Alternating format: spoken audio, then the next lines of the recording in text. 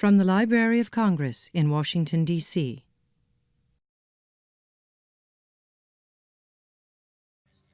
So again, welcome everybody. My name is Lisa Sacco. I am a crime policy analyst at the Congressional Research Service, and I am deeply honored to introduce Katherine Paterson to you today. I grew up reading Katherine Paterson's books, and I loved them.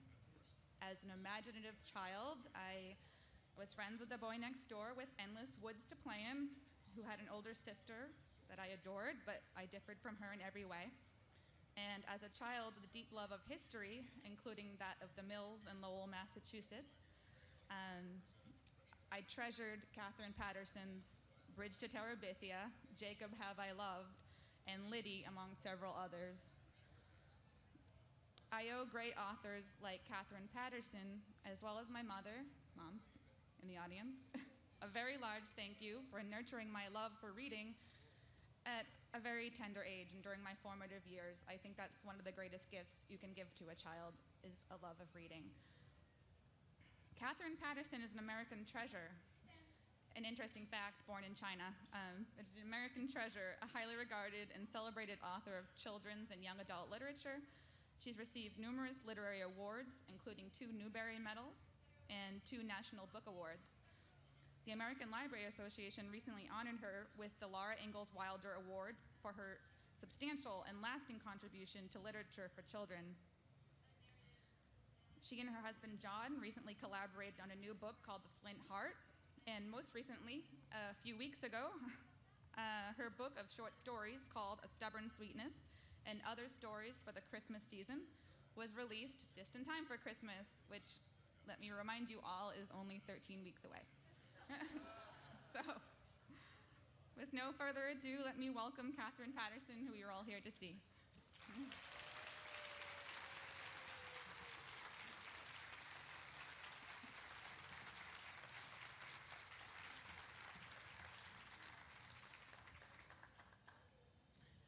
Thank you all for coming today. I'm so glad we have this gorgeous day. Yesterday was a little iffy, the latter part of the afternoon, but today couldn't be better, could it? Just curious to know, how many of you have been to the festival before?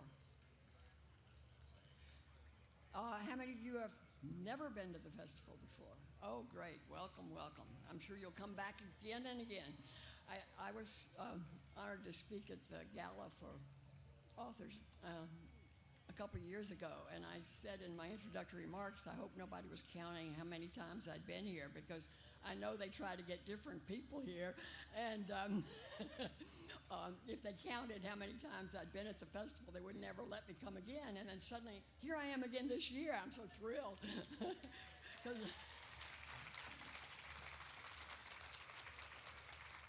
I love this festival. I think it's one of the nicest things that happen in our country every year.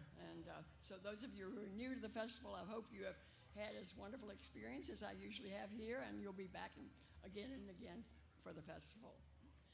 I want to spend most of the time this afternoon asking questions, because they told us not to spend a lot of time reading aloud, which is what I really love to do.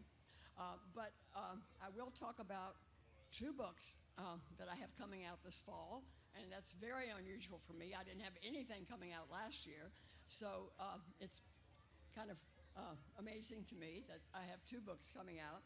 And one of them is the one that Lisa mentioned, the collection of Christmas stories, and I'm not going to read from it, because this afternoon I want everyone to come. I know there's a lot of wonderful competition happening at the same time, but I do want to tell you that we'll have a special program in the Special Programs Pavilion, which yesterday was the Pavilion of the States, I think. It's now the Special Programs Pavilion at 4:35, and on the stage I'll be joined by no less than Susan Cooper, Grace Lynn, John Sheska, Linda Johnson Robb, yes, that Linda Johnson, and Carol Roscoe, who's the president of RIF, and we're going to do Readers Theater, and one of the readings done dramatically, will be from the Christmas stories. So, um, and then we'll be reading also from Susan's book and from Grace's new book. And Carol Roscoe and Linda Johnson-Robb are going to portray John Sheska's book, Cowboy and Octopus. We told Linda she was going to be typecast as the cowboy, and she does a wonderful job with that, coming from Texas.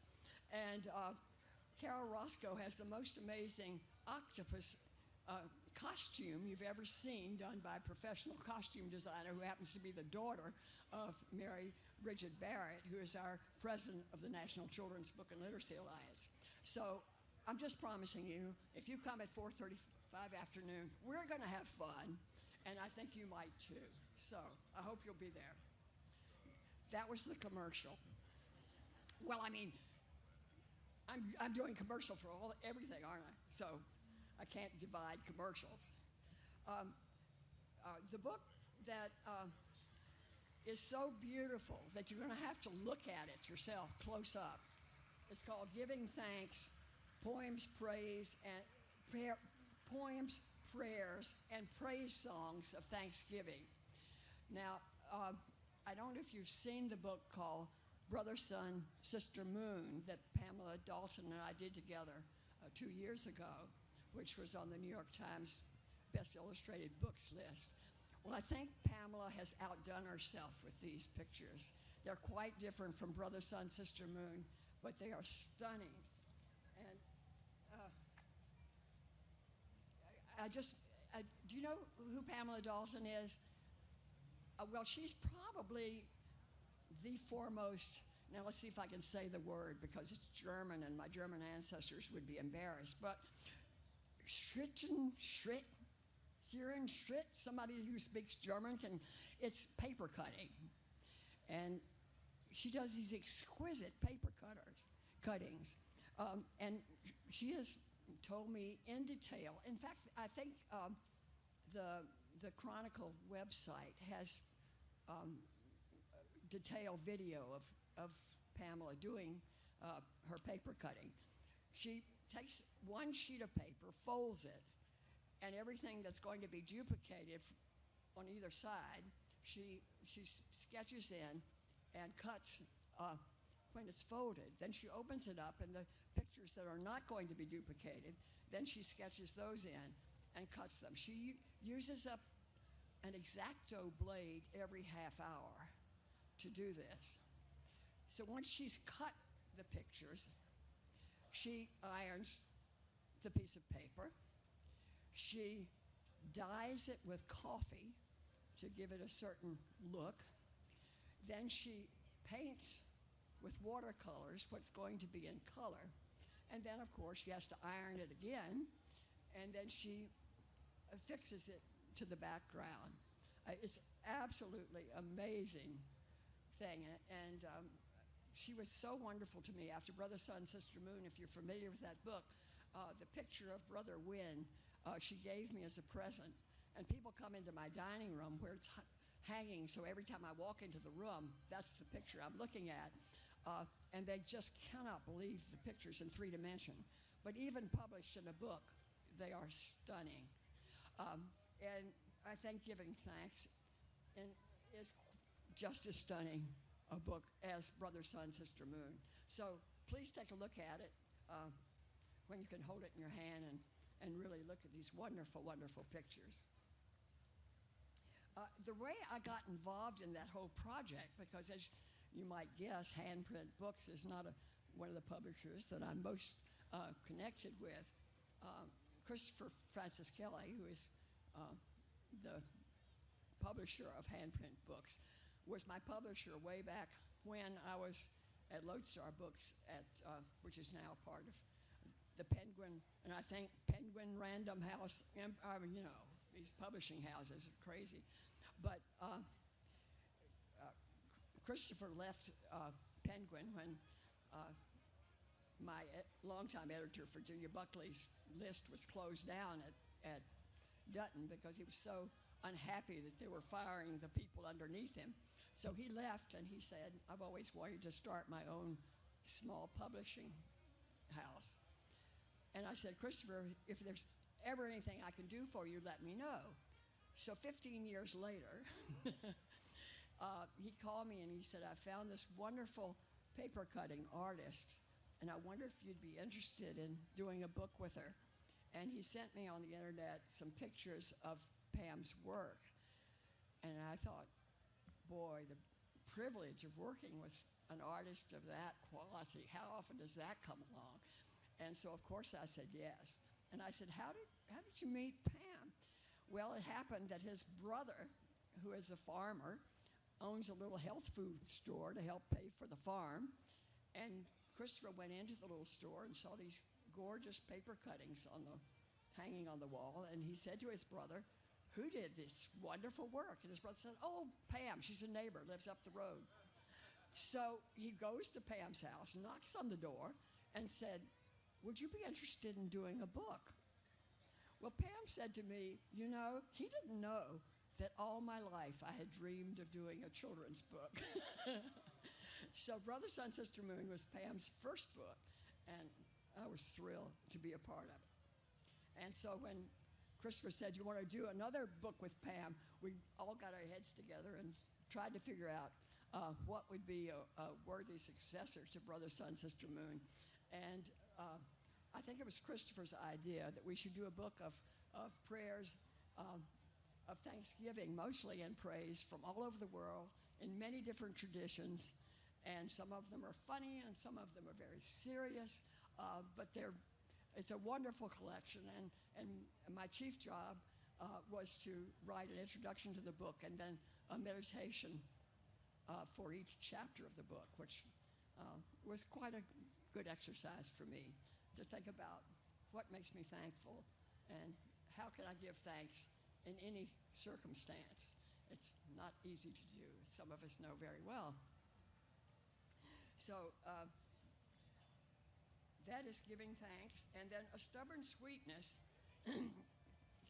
is got another, you know, I don't have any short stories. It's a real problem. You know, if you're a novelist, you can't answer a question in a short, terse, economic manner. You start, once upon a time, you know, and you go, it goes on forever.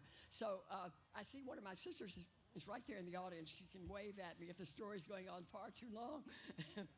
But many years ago, when we were living in Tacoma Park, Maryland, my husband John, we'd only been there, I think, a year. And he said, you know, instead of having a sermon on Christmas Eve, I'd like to read a Christmas story.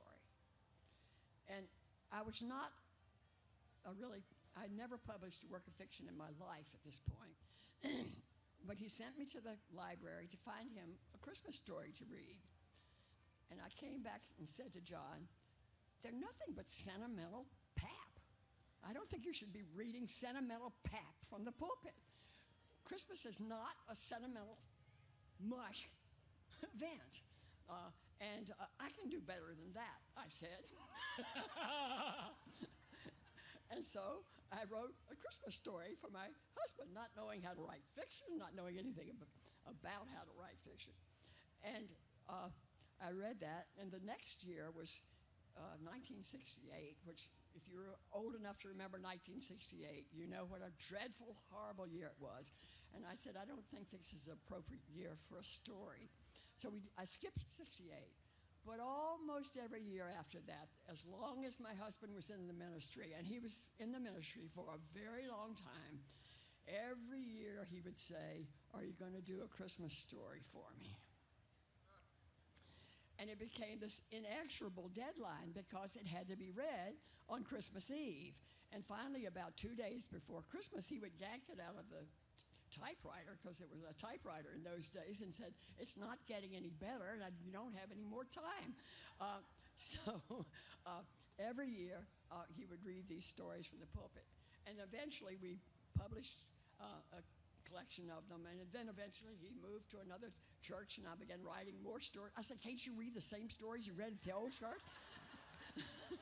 No, I still had to write stories. So I wrote stories in Norfolk, and then we moved to Vermont. And I said, Vermonters are so, they're not like Southerners. In fact, we moved to Vermont, and here I'd raised in the South, and my husband said, well, Southerners are so insincere. They're just gush all the time. And I said, I miss gush. So I said, I don't believe this congregation is really a congregation that wants the kind of stories I write. But he persuaded me, and so I began to write stories, and I didn't get much reaction for the stories. So I thought, well, they really don't want this kind of Christmas Eve service. Let's try to see what they want. And then eventually someone would say, aren't you going to write another story? And so they got their stories too, and we published a second volume. And you know how books go these days, they began to go out of print. So now stories from both collections and a couple of new things are in A Stubborn Sweetness. And there are all kinds of stories from, and I think if you know history at all, you'll know what year that story was written, because they're very closely connected to what's going on in the world at that particular time. And the final story, which gives the title to the book, is about a man whose father is dying. And I guess I wrote that story, although it's the final story in the book earlier, because it was the year that my father died. And that's the kind of thing that would inspire the stories. And one year, the story doesn't appear in this book, but appears in the first book, about two foster kids, and they are not grateful, because my husband and I one year were temporary foster parents, and the kids were not grateful. So many of the events in my life are reflected in that particular book. Now, I promised you you'd have plenty of time to ask questions, and as I say to children in classroom, you must not worry. You feel free to ask any question you want to ask, and I'll feel free not to answer it if it's none of your business. So please come to the mic so I can hear you, because I'm an elderly person that needs to hear you. And bring down the mic to your level so you can, that's it. Thank you. Do you have any, my name's Francesca and I'm 9 years old, and do you have any advice for me for writing? I certainly do. And do you know how I learned to be a writer? I was a reader. I read and read and read. And that's the best advice I can give you. In fact, I really still think of myself as a reader and not a writer. And if I have to choose which one I'm going to do, I read. Thank you. You're welcome, and thank you for your question. Yes? Hi, I'm a DC teacher, but I'm originally from Vermont. So when I was asked to sort of design a unit on the Industrial Revolution, of course I chose your book, Liddy. So I was hoping that I could share with my students what inspired you to write that book. Liddy is a book, and by the way, you know Montpelier, if you're from Vermont, there's a wonderful professional theater in Vermont called the Lost Nation Theater, and they came to me a few years ago and said they would like to do a dramatic presentation of Liddy. And I said, well, Stephanie Tolan, with whom I've written several plays, and I tried to figure out how to put Liddy on the stage, and we couldn't figure out how to do it. They did the most imaginative presentation of Liddy. I still have people stopping me on the street in Vermont telling me how much they love that presentation. Because in Liddy, which is about the Industrial Revolution, you have factories. And a lot of the important scenes in the world, in the book, take place in the factory. And there's a crazy stagecoach ride from Vermont to Massachusetts. And how are you going to put a stagecoach? And the whole book begins with a bear coming into a cabin. I mean, that's what sets the whole story in motion. I said, you got a bear, a stagecoach, a factory floor. How in the world are you going to put that on the stage? They were wonderful. They did it all with actors. There were two actors who became the bear. There were 4 actors who became the stagecoach, and all of the girls who worked in the factory turned into factories. It was absolutely incredible. I wrote the book, which is your original question. You see, you have trouble when you ask me a question. I wrote the book because I had fairly recently moved to Vermont, and I was very homesick for my friends that I had left behind. And my youngest daughter went off to college, and there I was in this place where it was freezing cold in August. And I thought, if I'm freezing cold in August, what's going to happen in February, for heaven's sakes? People say, oh, you're lucky you're a writer because you can do your job anywhere. I thought, but I can't take my friends with me when I go someplace, and I need friends. So I read in the paper that there was going to be a workshop for women to inspire women in all fields of endeavor in Vermont to do something to celebrate the 200th anniversary of Vermont. Vermont is the 14th state. Vermont did not become one of the original colonies because New York said it belonged to them, and New Hampshire said it belonged to them, and Vermont said we belong to ourselves. And so they just declared themselves a republic. But eventually, was it 1991? They joined the United States, so we were going to have a big celebration. So I went to this workshop because I thought there will be interesting women at that workshop. Maybe I'll meet somebody and who will become a friend to me. I need a friend. I have a perfectly good husband, but I wanted some women friends. You can understand that, women, can't you? So I went to the workshop, and I'm kind of shy, so I looked on the various, Madeline Kiernan, who was the first female, was she the second female governor of Vermont? I'm sorry, I'm losing my history here. But anyhow, I was living in a state with a woman governor, and she was going to be the keynote speaker at this lunchtime. I thought, this is really wonderful. And I looked on the list of workshops, and one of them was being run by a sixth grade teacher in whose classroom I had already spoken. And I thought, well, Mary Woodruff will be nice to me, so I'll go to that workshop. Well, in that workshop, which was on original sources, one of the other women read letters which had been written by Vermont farm girls who'd gone to the factories of Massachusetts to work. And when I heard those letters read, chills just went up and down my spine.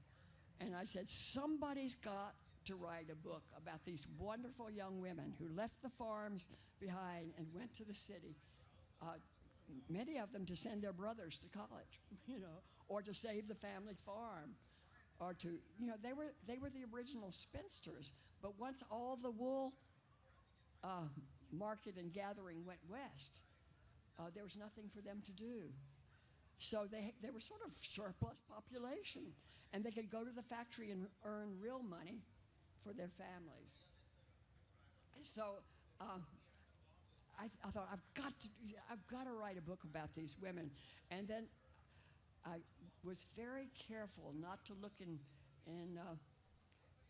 any publishing book to find out if anybody else had written such a book, because I wanted to write one. And I was afraid if I found out that there were other such books, I would be too timid to write it.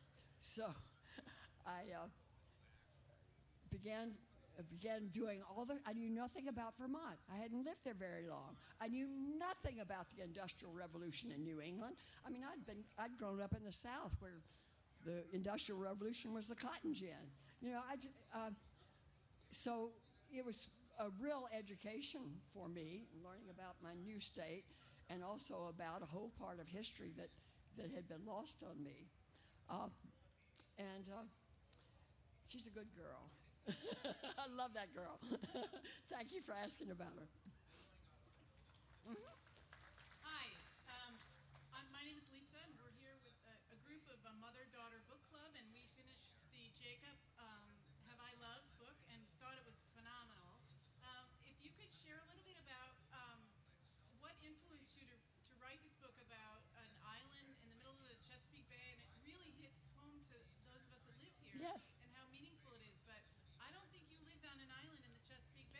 No, and neither was I a twin. I kept waiting for the twin lobby to come get me.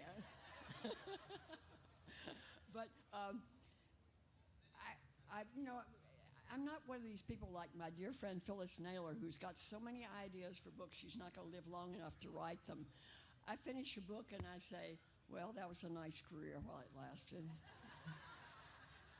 And then, I try to do other things, and I get grumpy, and my children say, go write a book, So I was fishing around for some idea to work on. I had just finished Gilly Hopkins, which